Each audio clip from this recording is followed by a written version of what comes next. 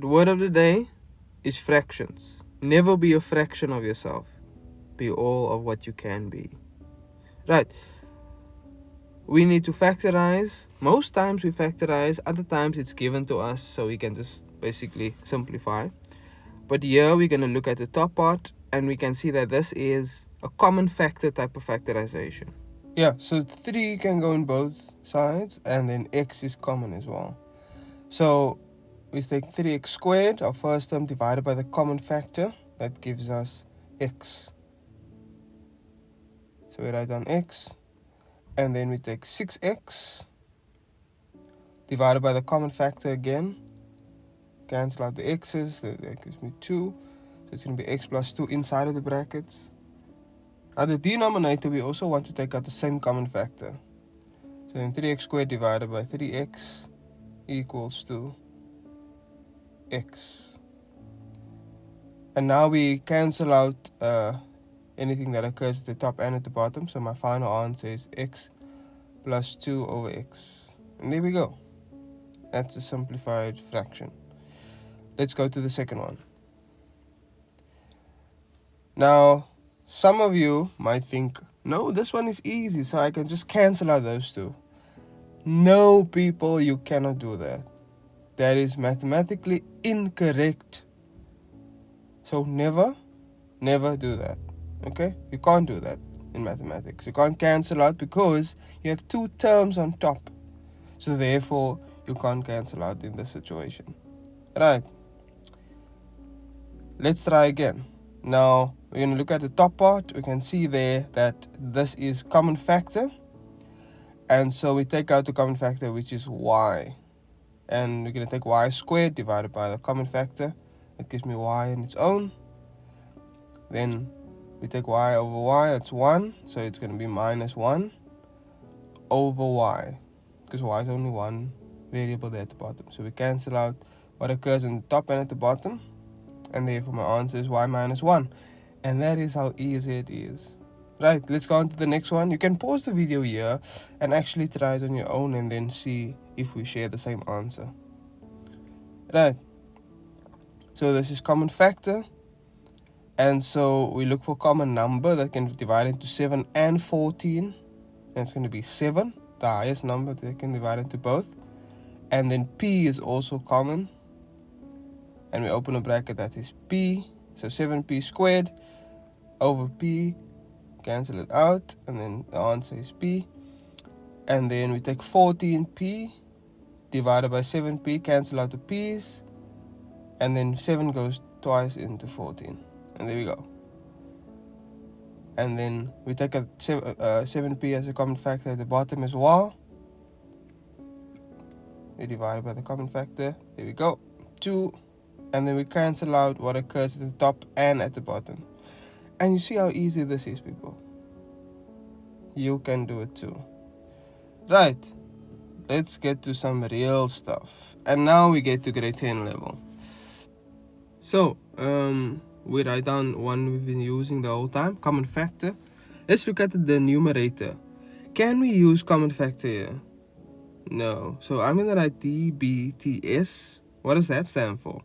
Difference between two squares. Can we use that here, people? Let's see. We use the difference between square method. And we can see that square root of 16 is 4 minus x and 4 plus x. And yeah, that works out. So we can use difference between squares for the numerator. It's the only type of factorization that can be used here. At the bottom, we can use common factor. There we go. We take out x as a common factor. And then it's going to be 4 minus x. Anything that occurs at the top and at the bottom, we cancel it out. And our final answer is 4 plus x over x. And there we go. Bob's your uncle. Right, let's go to the next one. Now on top here, let's first write down the type of factorization that we are familiar with, right? Common factor first, and then DBTS, difference between two squares, right? Then we can maybe see a trinomial where the coefficient might be 1. So which one of the three can we use here?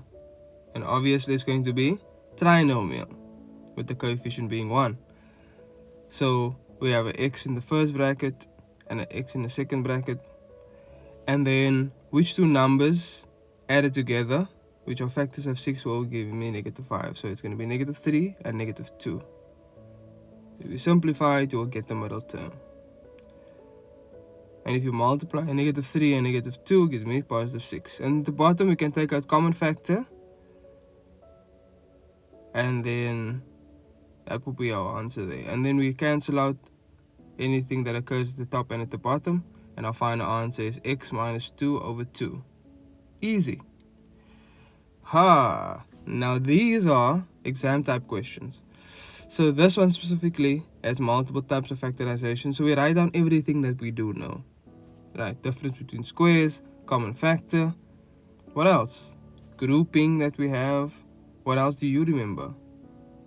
We've done quite a few in class, I'm sure. Then you get a trinomial. And then we get cubes. So you get sum of 2 cubes and difference between 2 cubes.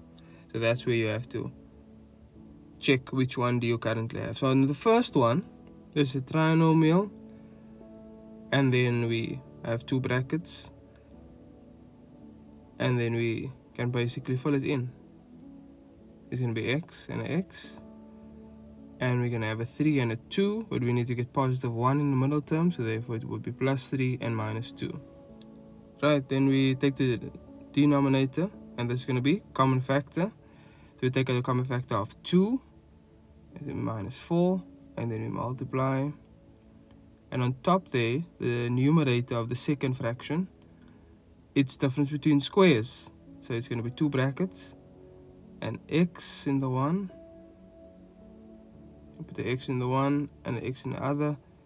Then -4 and +4. There we go. And then the denominator, we have common factor again. So we take out the common factor. And it's going to be x. And there we go.